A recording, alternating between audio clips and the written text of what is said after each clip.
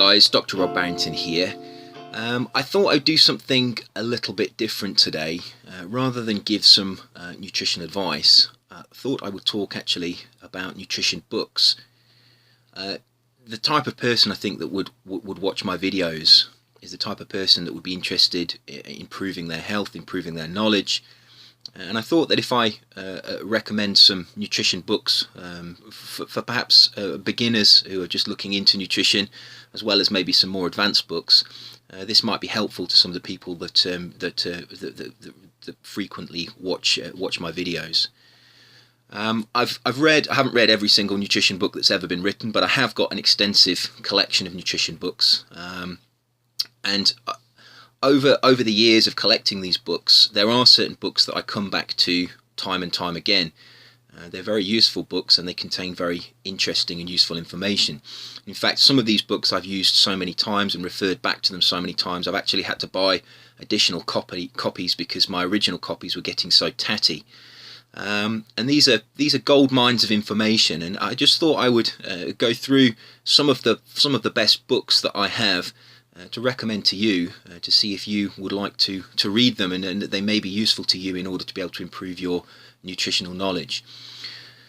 The first book that I would recommend to anybody that is a beginner that's just looking into nutrition, that wants to improve their health, that wants to improve their body composition and lose some weight, the first book that I would recommend is by Patrick Holford, and it is the Optimum Nutrition Bible.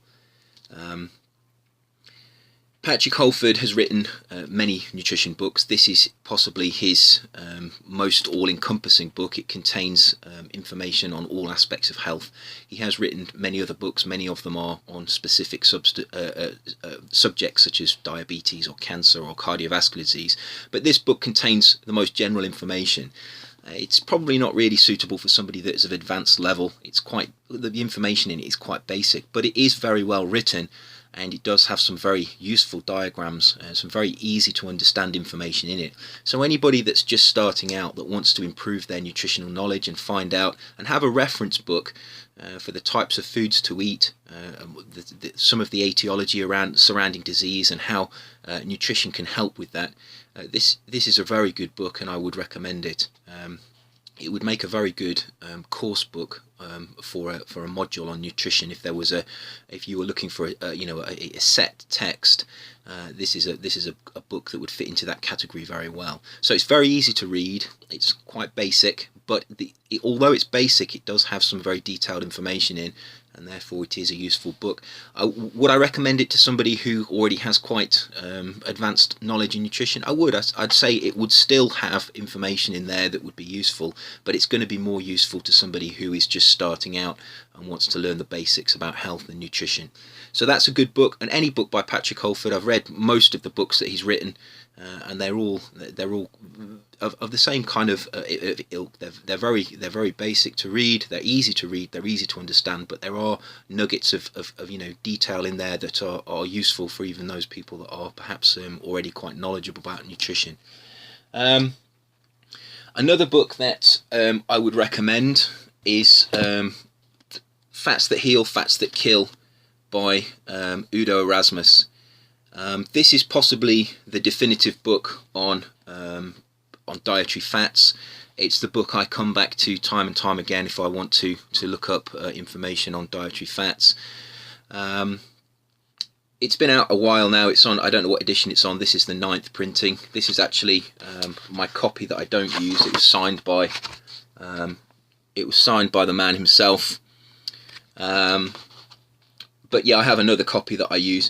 It's a general book on dietary fats, and it covers the essential fats and why they're needed for health.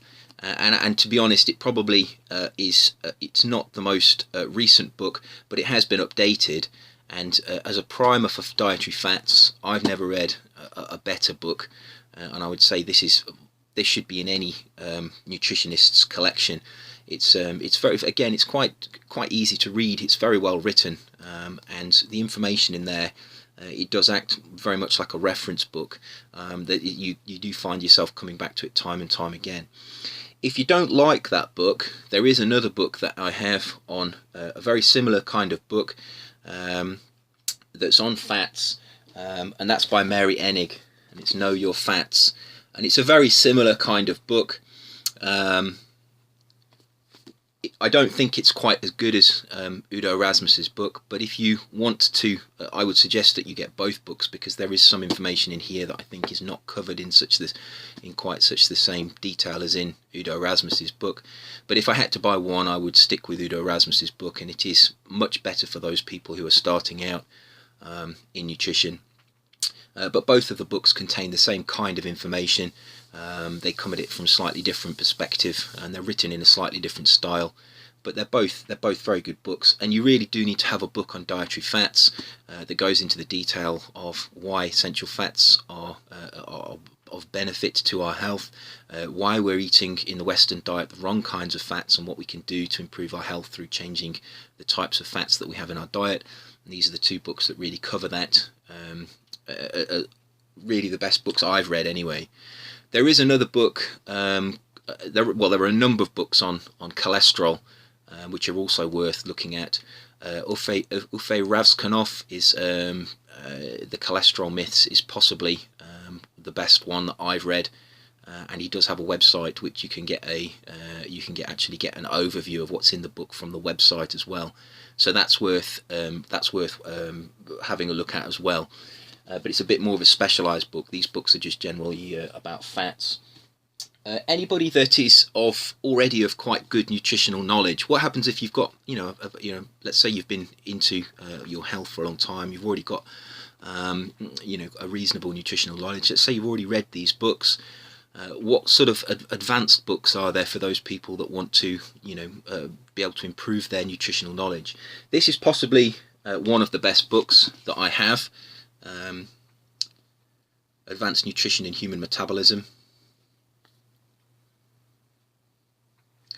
This is only the third edition. I think this is maybe on the 4th, 5th, 6th or 7th edition by now, by Groff and Gropper. This is a serious nutrition textbook. It would be suitable for maybe even somebody up to PhD level. There is some quite complex metabolism in here.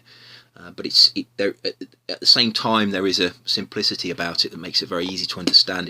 I think if I had to say which is my most used, my most useful book, this is possibly that book.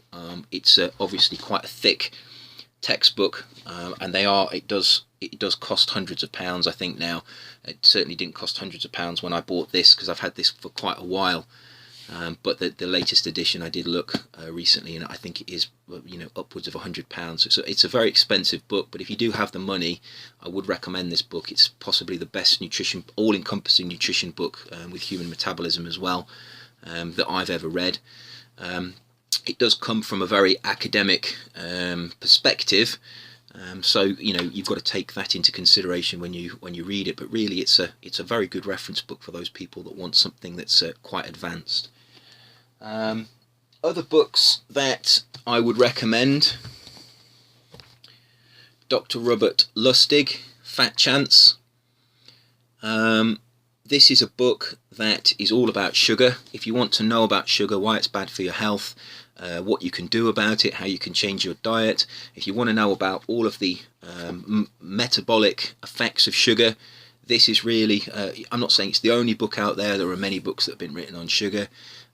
Some of the earlier ones are contain just as much useful information. But this is quite a recent book that's been written, and it's worthwhile adding to your collection if you haven't read it already. I find it quite informative. Again, it's probably based more towards those people that are just starting out, that want to understand where sugar fits into the whole picture of health. But certainly, if you've not come across or been exposed to information about the details of why sugar is bad for you and the metabolic effects it has, then I would certainly check this out. Robert Lustig does have a number of videos on YouTube as well that you can look at, and they go into the cellular effects of sugar, and particularly fructose, and they're quite useful as well as primers for understanding something about sugar. Another very good book by Gary Taubes is The Diet Delusion. And this is a very good book for those people wanting to lose body weight, lose body fat, to improve their body composition, and who want to deprogram themselves from this brainwashing we have in the mainstream media and generally in life about how to go about losing weight.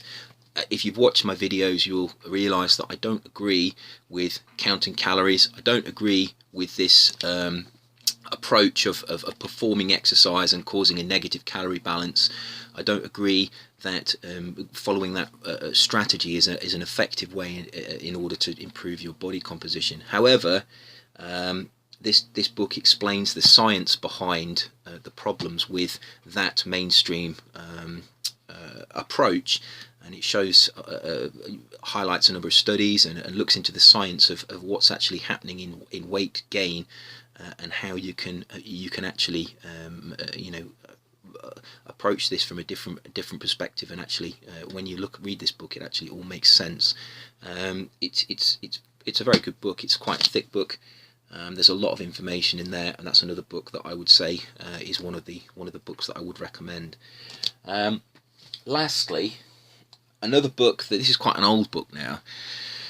This isn't a nutrition book, although there is some nutrition advice in here. Those people that have been following my videos and understand that I do highly recommend resistance training as a form of exercise, particularly as you're getting older and your insulin sensitivity is decreasing, your skeletal muscle mass decreases, and this decreases your resting metabolic rate, which means that you have more of a propensity to put body fat on. One of the best books that I've ever read on weight training is a book called Braun by Stuart McRoberts. He's got a number of follow-up books, but this is a very good book. It approaches weightlifting and resistance training from the aspect of a non-steroid taking natural, normal, genetically normal person. And this is something that many bodybuilding books and many weight resistance and resistance training books don't do. And this is a very good book. It's very useful for those people that are genetically normal, and it doesn't set goals that are unrealistic, and it shows you right from the beginning the types of gains that you are likely to be able to make. It was very refreshing when it came out in terms of the fact that there was no hyperbole in it, and it was Stuart McRoberts' attitude is very realistic in terms of what a normal person would be able to achieve through resistance training. It's very well written. It's quite basic, and you don't have to obviously follow it to the letter, but the general concept in this book, I think, is the closest. It's probably the best advice that you could get in terms of resistance training if you've never done it before, and you're wanting to put some muscle on in order to be able to improve your health. Now, there are many other good books on resistance training, but this one I would say stands out in terms of the fact that it was very unique when it came out, and it's spawned a lot of copies, but this is probably the original book that had this approach. So that's a good book as well. Now, if you go to my blog, my website, which is www.robertbarrington.net, you will find there is a review section where I have reviewed some books, and there are some books in there that I've reviewed that are not in the collection that I've shown you here, and they're worth having a look at as well. And there are many other books that I've got that are very good, and obviously I'm limited on time and limited on, I don't want to overload you with information, but the books that I've mentioned today are worth checking out. If you know of any other very good books that you would recommend, please put them in the comments box below this video, just so that other people watching this video, and myself as well, can have a look and see what else is out there. It's very difficult to keep up with all the books that are released. I do try and buy as many nutrition books as I can. I go to a lot of second-hand bookshops to try and buy older books that perhaps aren't in print anymore, and have tried to build up a collection of old nutrition books as well, and they contain some very useful nuggets of information. Interestingly, that information is often forgotten and then comes back into scientific research, and you see that the cycle of this kind of anecdotal evidence to scientific research, it continues, and a lot of this information has been known by nutritionists for a long time, and it's only just being researched. So older nutrition books do contain this useful information as well. Don't dismiss a book because it's not been printed in the last couple of years. Like I say, Udo Rasmus's book is still, the information in it, even though it's quite an old book, it's still very relevant, and it's still, in Patrick Holford's book as well, is quite an old book. It's, although they've been updated, they still generally, the information in there is still generally useful, and there's nothing really in there that I would suggest has gone, what I would say, out of date. So I hope that was useful. Like I say, if you do know of any other nutrition books, please put the the title and the author in the comments box below this video. If you have any questions about this video or about other nutritional matters, please put them in the comments box below this video. And I will see you next week for another video, and in the meantime, take care.